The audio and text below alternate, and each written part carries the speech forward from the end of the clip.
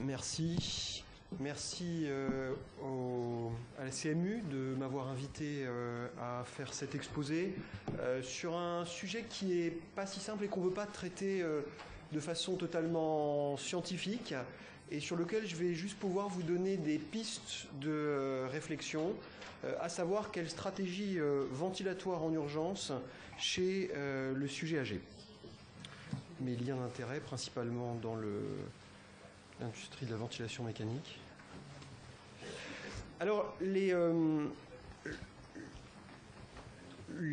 projections de l'INSEE concernant l'évolution et le vieillissement notamment de la population sont assez claires. Je ne vais pas dire inquiétantes parce que finalement il n'y a pas de quoi s'inquiéter, on va juste s'adapter. Mais l'âge moyen de la population va augmenter et comme nous le montre cette courbe en rouge, la proportion des patients âgés de plus de 75 ans ne va faire que s'accroître au cours des prochaines années. Et si on rajoute à ça un allongement très probable de l'espérance de vie, on va avoir une population âgée de plus de 75 ans, de 80, de 85 ans, en plus ou moins bonne santé, qui ne va faire qu'augmenter, et on va être confronté très clairement à ces patients dans les années à venir. Alors, vous allez me dire, mais on y est confronté tous les jours. Je ne vais pas dire on n'a rien vu, mais ça n'est que le début. Alors, je remercie Bertrand Guidet de ces données qui sont issues de la base de données Cubrea d'Île-de-France, qui sont un tout petit peu anciennes, mais qui restent tout à fait d'actualité, et qui nous montrent les diagnostics principaux pour lesquels des patients âgés de moins de 80 ans et de plus de 80 ans sont admis en réanimation. Et comme vous le voyez, on va retrouver plus d'états de choc chez les patients de plus de 80 ans, mais surtout un petit peu plus d'insuffisance respiratoire aiguë. Et c'est le sujet de notre exposé, l'insuffisance respiratoire aiguë. Et comme entrée en matière, on va dire, les patients âgés sont un peu plus à même de venir pour une insuffisance respiratoire aiguë que les patients plus jeunes, d'où cette fameuse question de la stratégie ventilatoire. Alors, on aura un peu plus de patients BPCO et un peu moins de patients sans BPCO dans ces insuffisances respiratoires. Et c'est normal, puisque finalement, le poids des comorbidités va devenir plus important avec l'âge. Et donc, on aura un peu plus chez les patients âgés de décompensation de pathologies respiratoires chroniques ou cardiaques, d'ailleurs, au sens très large du terme. Si on regarde ces données sur l'admission pour insuffisance respiratoire aiguë aux États-Unis, on voit que le groupe des patients relativement âgés, là, 65-74 ans, c'est probablement ceux qui sont le plus représentés. Ceux de 75 à 84 ans sont aussi très très très représentés. Mais maintenant, si on regarde l'incidence pour 100 000 résidents américains, on s'aperçoit que finalement, c'est tous les patients âgés qui vont représenter une grosse proportion des admissions pour insuffisance respiratoire aiguë dans les services d'urgence et de réanimation. Alors, face à ce problème, ce fait que les patients âgés viennent plus en réanimation pour des insuffisances respiratoires aiguës, que l'insuffisance respiratoire aiguë est une cause de plus en plus importante d'admission en réanimation chez les patients âgés, se pose la question de comment les prendre en charge. Et la première question qui va se discuter, c'est celle de l'intubation. Et je traiterai dans un second temps le cas particulier de la ventilation non invasive, mais je crois qu'il faut clarifier tout de suite un point très important. Quand on prend en charge un patient en détresse respiratoire aiguë et qu'on se pose la question de son assistance ventilatoire, il n'y a pas de discussion intubation ou ventilation non invasive. C'est deux indications radicalement différentes. Et on va commencer par discuter l'intubation elle-même. Et l'intubation, c'est une décision qu'on prend à part entière. On ne va pas se dire, si je ne peux pas l'intuber, je vais peut-être faire un peu de VNI. On verra ce qu'il y a après. Mais il faut bien comprendre qu'il n'y a pas forcément d'alternative. C'est-à-dire que si le patient doit être intubé, il doit être intubé. Et si vous décidez de ne pas l'intuber, vous ne l'intubez pas. Mais vous n'aurez pas forcément d'autres solutions à proposer. Alors, la ventilation mécanique, comme nous montre cette étude de Nicolas Leroll, elle a augmenté chez les patients âgés. J'ai un peu de mal. Elle a augmenté chez les patients âgés on est passé de moins de 50% de ventilation mécanique dans les années 90 à 71%, vous voyez, dans les années 2000 chez les patients âgés. Mais si vous voulez comparer à des patients un peu plus jeunes, à droite vous avez les patients de plus de 85 ans et à gauche ceux qui ont entre 75 et 79 ans, vous voyez finalement que ceux qui ont plus de 85 ans sont un petit peu moins ventilés que les patients de 75 à 79 ans. En tout cas, les projections réalisées par les spécialistes américains de l'épidémiologie, on va dire, des soins, et notamment de la ventilation, sont assez préoccupantes. Ici, on a l'augmentation année après année, les projections d'augmentation du nombre de patients qui vont avoir besoin de ventilation mécanique aux États-Unis dans les années à venir. Et quand je vous disais on a vu que le début, vous voyez pour l'instant on est à peu près ici. Et dans 10 ans, ça va augmenter de façon considérable et principalement du fait des patients âgés, encore une fois. Alors, le problème de cette décision de cette intubation, c'est que plus l'âge augmente, plus la mortalité du patient va être importante. Vous voyez qu'on a une mortalité qui reste relativement stable jusqu'à 75 ans, mais à partir de 75 ans, ça commence à augmenter beaucoup. Ça commence à augmenter franchement, et donc vous allez être amené à vous poser la question, la mortalité des patients étant beaucoup plus importante, est-ce que, dans le fond, il n'est pas futile d'intuber le patient, puisque à partir du moment où vous l'avez intubé, vous allez l'avoir avec vous un certain temps, et si c'est pour finalement ne pas réussir à le sortir d'affaire, vous vous dites faut-il commencer ou non. Donc là, on va voir ce qu'on a comme élément de réflexion. On n'en a pas tant que ça justement, mais on en a un petit peu. Tout ce qu'on peut dire, c'est que la mortalité est beaucoup plus importante, mais à gauche, on a les patients d'un groupe d'âge moyen, et à droite, des patients plus âgés. La durée de ventilation mécanique, en revanche, est relativement similaire dans les deux groupes. C'est-à-dire que si vous les intubez, dans le fond, ce ne sera pas pour une durée plus importante, ils ne vont pas être plus dépendants de leur ventilateur, et même chose pour la durée de séjour. Vous voyez qu'il n'y a pas tellement de différence entre la durée de séjour des patients âgés et des patients moins âgés. Quand on dit middle age, c'est aux alentours de 65 ans. Vous n'allez pas avoir de différence. Donc encore une fois, la décision d'intubation, ce qui va vous gêner, c'est plus la mortalité, éventuellement la qualité de vie au décours, mais c'est pas tant la durée de séjour ou la durée de ventilation mécanique qui seront relativement similaires.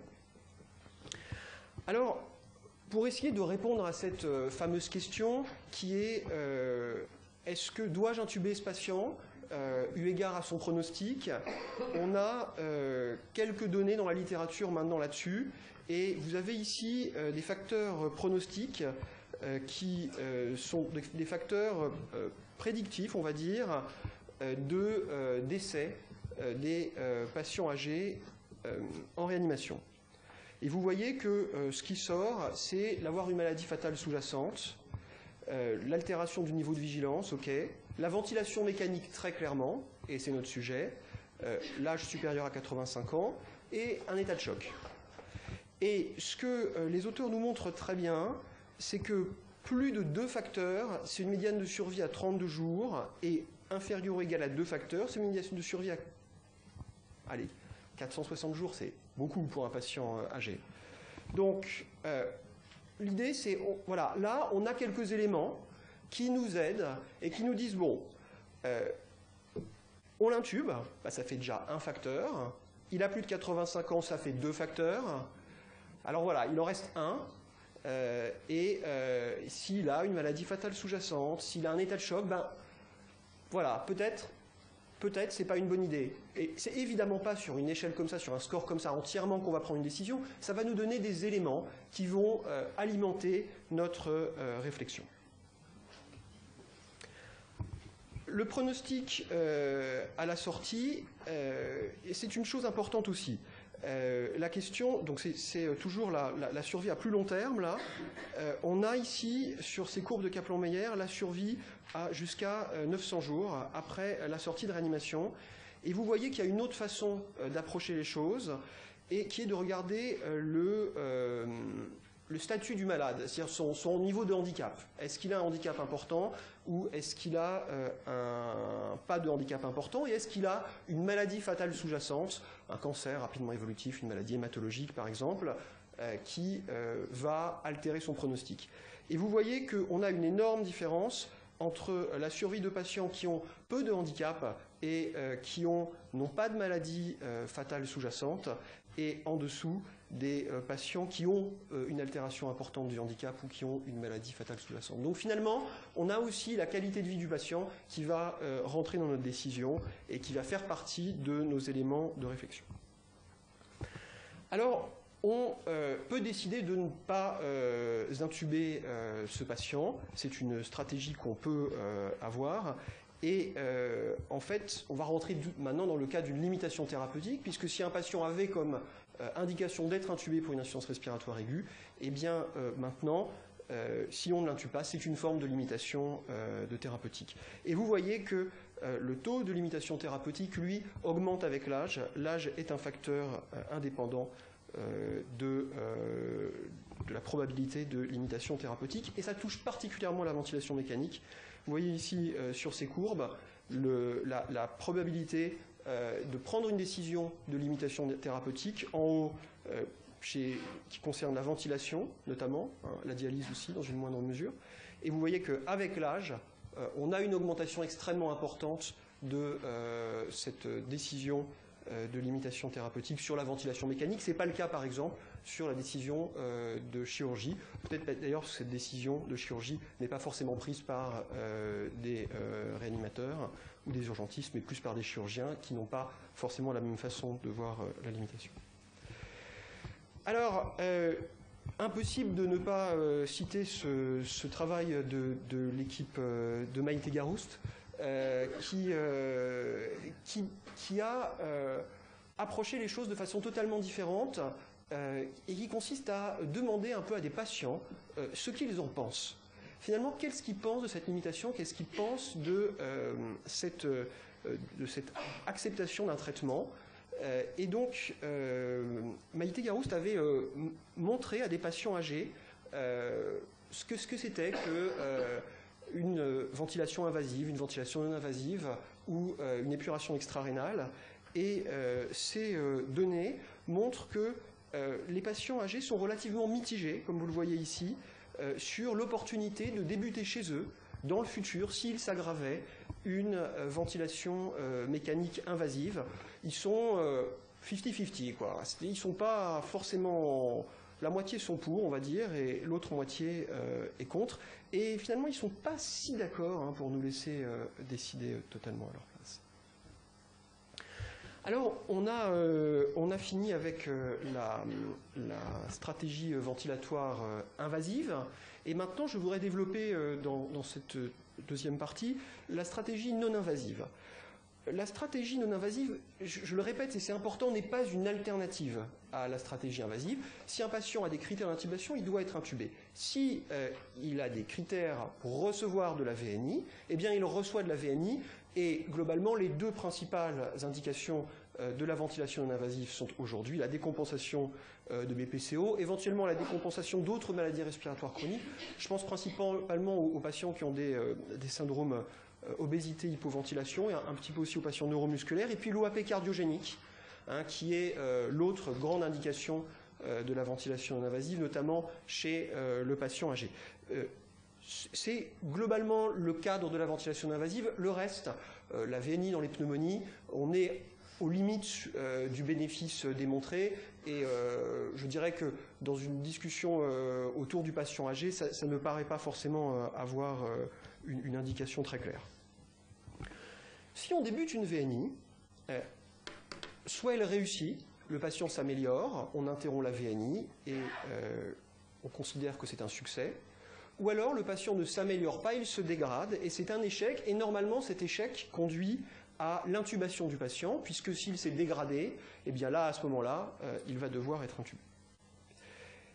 Et là encore, on peut introduire un concept entre guillemets de VNI limité. Alors il y a le terme palliatif, mais qui est un peu large, mais de VNI limité, et qui serait de dire, eh bien, si le malade réussit sa VNI, c'est un succès, c'est très bien, et s'il la rate, c'est un échec, et dans ce cas-là, je pense que l'intubation n'est pas raisonnable chez ce patient, à partir des critères dont nous avons discuté précédemment, et je vais à ce moment-là entreprendre des soins de confort si la VNI est un échec, et le patient décédera très probablement, quoique ce n'est pas certain. Alors, comme l'ont montré dans cette jolie étude le groupe de Boston, ceux qui en bénéficient vraiment, ici vous avez la mortalité hospitalière pour des patients chez qui on a fait de la VNI palliative, et vous voyez que ceux qui en bénéficient vraiment, soyons clairs, c'est encore une fois les décompensations de BPCO et les OAP cardiogéniques, et ça renforce un peu ce message. La stratégie de VNI limitée, c'est surtout pour ces populations-là. C'est une stratégie qui est très utilisée dans les réanimations européennes. Vous avez ici la proportion de limitations thérapeutiques ou d'arrêts de thérapeutique qui ont inclus la notion de VNI comme étant le support maximal. C'est-à-dire, on a dit à un moment, je n'irai pas plus loin pour ce malade, et vous voyez que c'est 30% à peu près des limitations qui ont impliqué une VNI comme support maximal. Donc on n'est pas dans quelque chose d'extrêmement rare.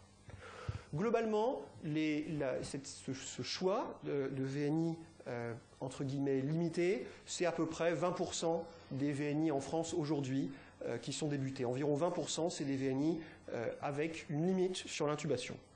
Et chez ces VNI, ces 20% de VNI avec une limite sur l'intubation, quand on les compare aux patients non limités, dans une étude conduite récemment par Elie Azoulay, vous voyez que vous avez une survie en réanimation qui est un peu moindre chez les patients qui ont une VNI limitée, mais qui n'est pas effondrée, hein, mais qui par contre, à 90 jours après le séjour, devient vraiment très inférieure. En revanche, ce qu'il faut savoir, c'est que cette stratégie de VNI limitée n'est pas altérée, n'est pas associée à une dégradation de la qualité de vie des patients.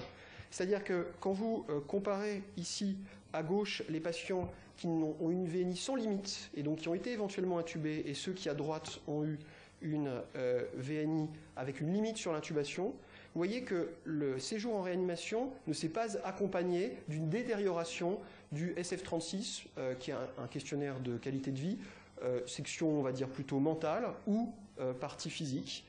Il n'y a pas eu de diminution induite par la réanimation. Évidemment, la qualité de vie était un petit peu inférieure avant la réanimation chez ceux qu'on a limités, mais ça a du sens.